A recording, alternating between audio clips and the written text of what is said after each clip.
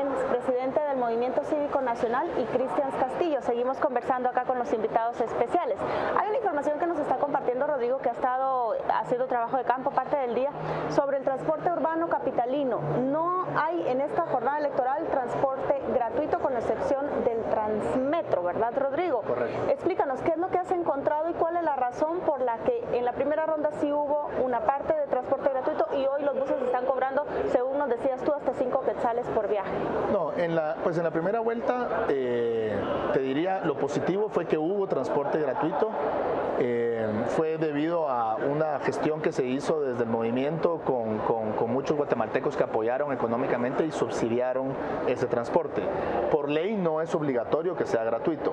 Y además del Transmetro, sí, la municipalidad lo ha dado gratuito en la primera vuelta y tengo entendido también ahorita en la segunda vuelta. En la primera vuelta te diría que el boicot de parte de la Asociación de Empresarios de Autobuses Urbanos, AEAU, fue mayor que esta vez.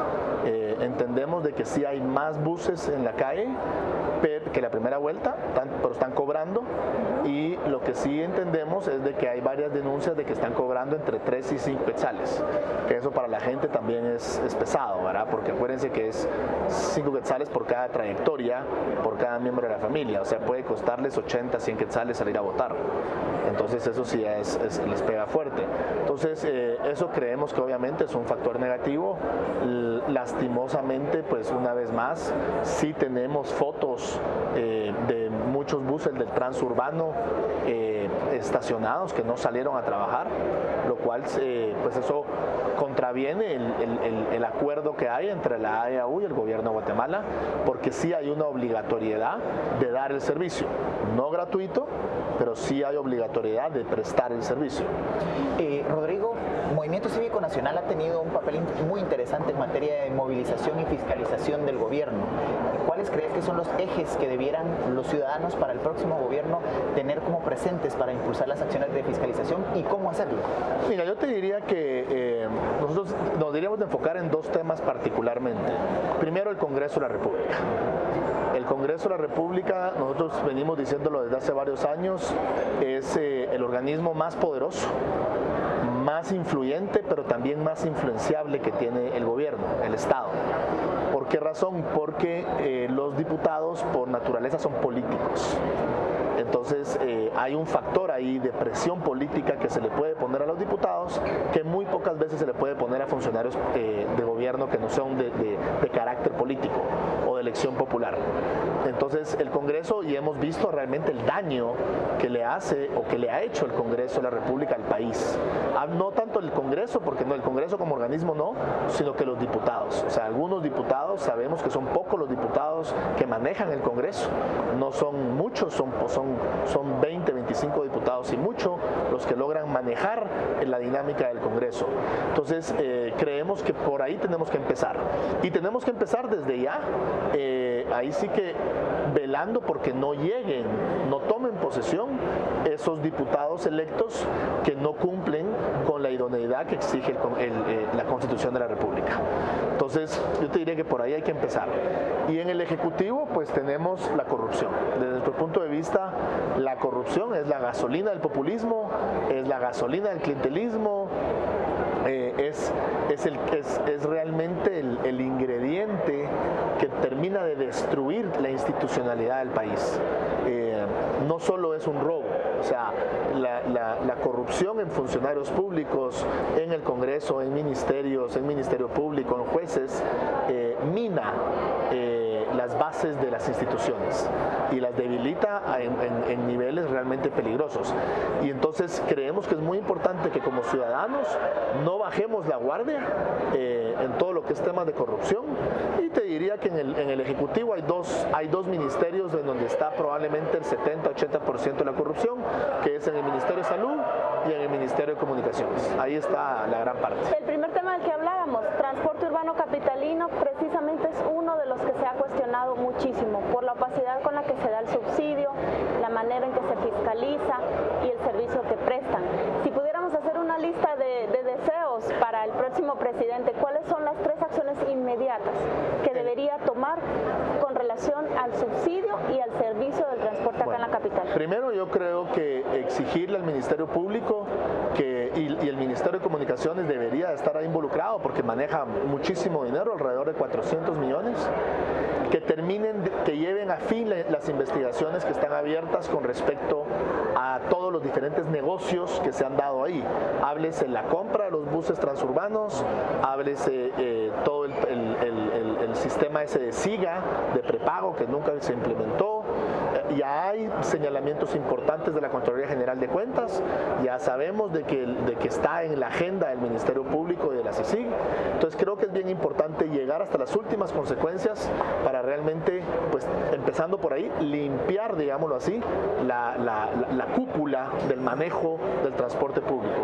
Segundo, redireccionar el subsidio, ya sea dárselo directamente a los transportistas con un sistema de GPS a cada bus, o mejor aún, dárselo al usuario.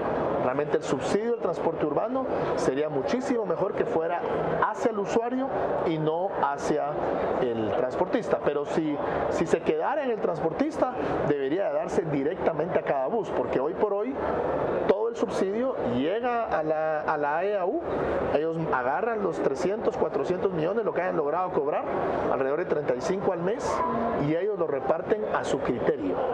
Entonces ellos pueden expulsar de la asociación a diferentes transportistas, distribuyen entre los buses rojos, los buses de Transurbano y el Transmetro prácticamente lo que se les dé la gana, obviamente con pactos con la municipalidad. Obviamente aquí la Superintendencia de Transporte Público, la STP de la municipalidad, tiene un factor de responsabilidad muy importante.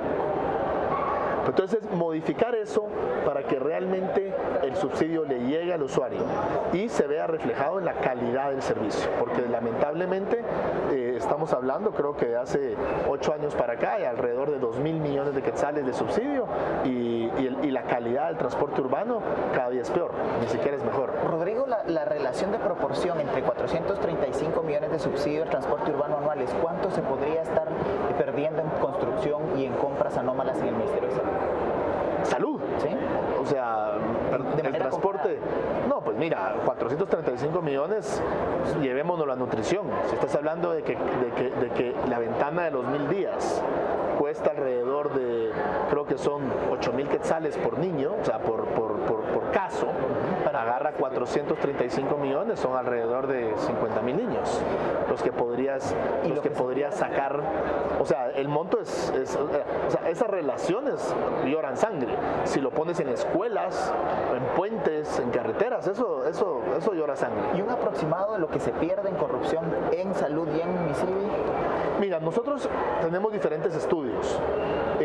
Tienes, primero en salud te diría que, o sea, si ves los sobreprecios, son obscenos. O sea, estás hablando de medicinas que cuestan 15 centavos en la farmacia, en la pastilla, vendidas al Estado en 7 quetzales. O sea, eso es obsceno.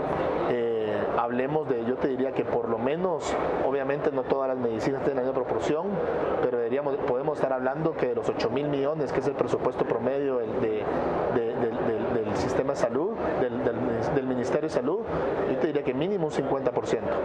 Calculando, acuérdate que hay creo que 58 sindicatos, también con privilegios fuera de serie. O sea, ahorita tengo entendido que Mariano Rayo ha hecho una buena labor evidenciando todo eso.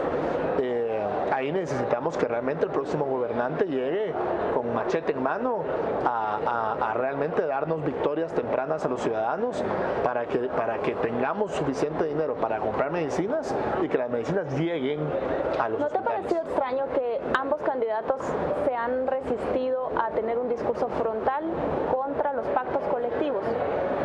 No me parece extraño por 2 razones. En primer lugar, porque Sandra Torres es responsable de muchos de esos pactos. O sea, un Joviel Acevedo, recordemos, al final del gobierno de Berché estaba prácticamente casi con orden de captura, muy debilitado, y es el gobierno de Sandra Torres o de Álvaro Colón el que lo empodera y el que le firma los pactos, y el hermano de Sandra Torres era el abogado, y se cobran creo que 25 millones de quetzales. O sea, entonces a mí de Sandra Torres no me parece extraño porque es socia, es parte de eso.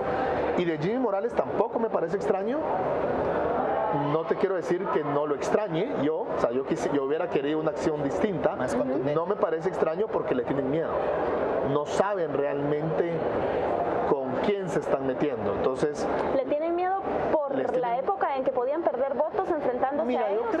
yo creo que por el tema electoral de votos y también por el tema de entrar a gobernar ya con 2 o 3 enemigos que les empezaban a amenazar la gobernabilidad. O sea, recordemos que la estrategia de los líderes sindicales, estos famosos líderes en esos ministerios, es entorpecer la gobernabilidad. Recordemos que hasta el aeropuerto han llegado a cerrar. Entonces, yo creo que ahí hay un temor que yo esperaría que si Jimmy Morales es electo presidente, pues realmente sea frontal y ataque frontalmente estos pactos. Y como te digo, no los pactos que protegen a los empleados, no, los pactos que enriquecen ilícitamente a sus líderes, que son dos cosas distintas. Socavan las finanzas del Estado, ¿verdad, Rodrigo? Socavan las finanzas del Estado y la institucionalidad. Muy valioso. Porque tienes tú sindicalistas con más poder que los mismos ministros. Muy valiosa tu diferenciación, Rodrigo. ¿Cómo se traspola esa diferenciación al pacto colectivo del Congreso de la República? Y rápidamente, porque tenemos que cerrar este segmento, Rodrigo, si pudieras darnos una síntesis de cómo hacer ese cambio. ¿Cómo hacerlo? Con pantalones, con valentía y con la ley en la mano. O sea, al final del día eso es lo que necesitamos. Necesitamos agallas, necesitamos la ley en la mano y pensar en Guatemala primero. Eso para mí es el cómo. ¿Cómo extrapolarlo al Congreso de la República? Pues yo te diría que de una manera muy similar.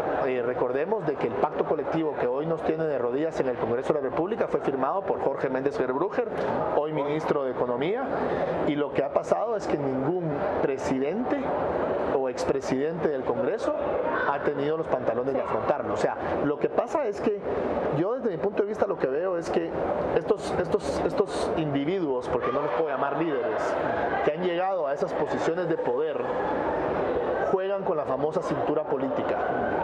Y la cintura política ya dejó de ser el manejo diplomático de los temas y se ha convertido en un tema de permisividad para yo poderla pasar mejor. Enriquecerme, violar mis principios, enriquecerme y hacerme amigo de toda esta gente que está enquistada en el Estado y ha sido parásita del Estado. Entonces, una vez más, creo que es liderazgo, Cristian. Creo que es un tema de liderazgo, de pantalones y de realmente poner al país arriba de todo lo demás. Rodrigo Arenas, muchísimas gracias por compartir con nosotros tus apreciaciones. Nosotros vamos ahora con José, que nos tiene más información de lo que están ustedes comentando en redes sociales.